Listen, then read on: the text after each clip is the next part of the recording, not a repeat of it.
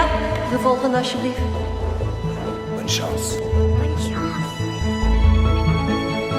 3, 4, 5, 6, 7... De klassieke techniek moet natuurlijk verder geperfectioneerd worden, maar voldoet. Dus ik denk dat het goed is dat we een 8-tal weken proberen. C'est une nouvelle vie. C'est un grand moment pour la famille, pour nous trois. Meisjes, wij beginnen al op 12 jaar hè, op ons plan. Je zult moeten harder werken, anders is het een hopeloze situatie. Je ziet er goed uit, gestraald. Heb je nog zitten aftellen naar je hormonenbehandeling? Ja. We gaan de vrouwelijke puberteit zo goed mogelijk nabootsen. Maar de effecten zijn dus wel onomkeerbaar. C'est pas compliqué. Tu veux qu'on me prenne pour une fille ou pour un mec? Fille. Et voilà.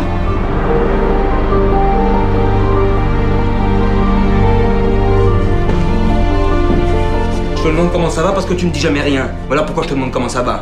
Il y a une raison, non? Il y a une raison de quoi? Pourquoi tu me dis plus jamais rien? Mais c'est peut-être parce que ça va pas. Dat toch niet opgeven, hè? Ah nee. Oh, kom aan, vooruit.